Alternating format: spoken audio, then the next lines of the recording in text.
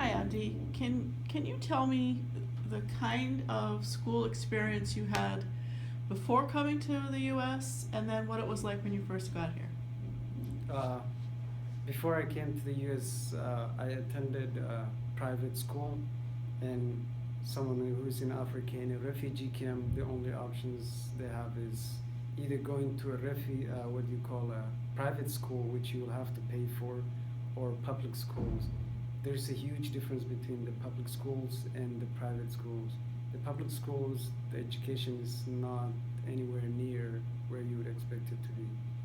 The teachers don't really care about what they're teaching, and overall, it's just not a place where the student will be able to learn as much, if that makes sense.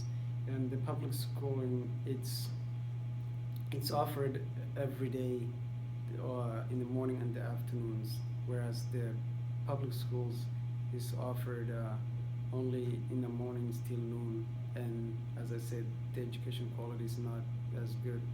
But for the private school, since you're paying for using your own money, there's a lot that you can benefit from. They take the teachers take their students serious and what they're teaching serious. And I was able to go to private school. I learned I didn't learn that much from it because just when I got into the private school, we ended up coming to the US. So I came here with a broken English, and when I came here, everything was different. I felt like the little I knew was not useful to me because the way of it was the dialogue wasn't the same. I felt like I had this broken English, and people would have hard time understanding me. I would have to repeat myself like twice or so for them to understand me.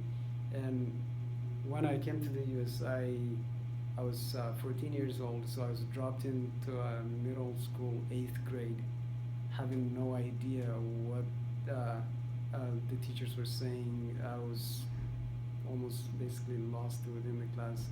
But for me to catch up with everyone, to be on the same level with everyone, I had to work basically twice as hard as everyone else.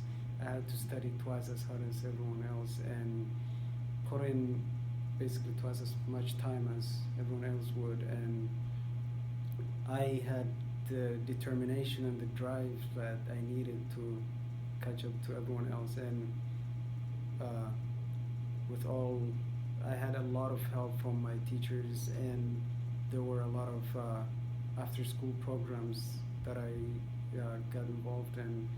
Through all that, I got the support that I needed to be successful in middle school and also throughout my high school.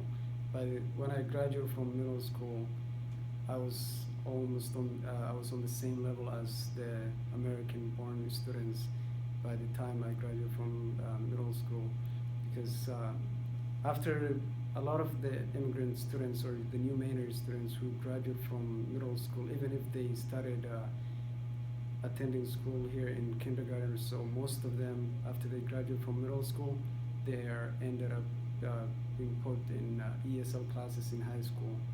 But I worked so hard and ended up in being put into what they called the mainstream classes.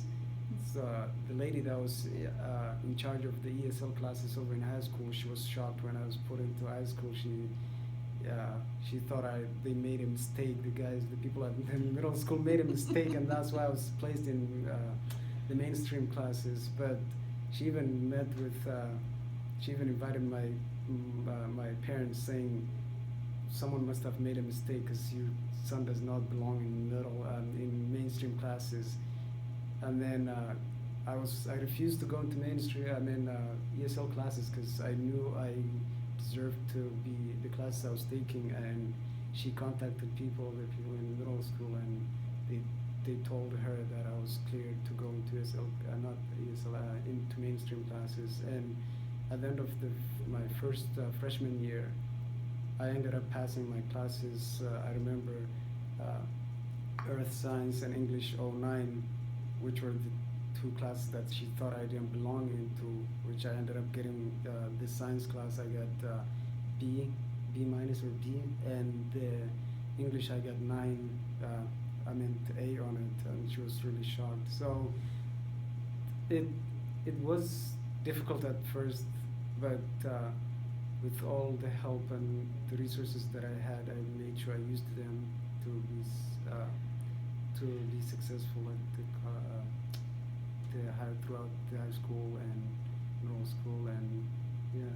That must have been a great feeling when you got those grades. Oh, I was so happy. I was like, I felt like going up to her and showing it to her and saying, "You see, you would have asked," but I was like, just don't go see her, because she might try to find another way of trying to get you back into ESL classes. So yes, I hope that answers your question. That's awesome. Thank you. I feel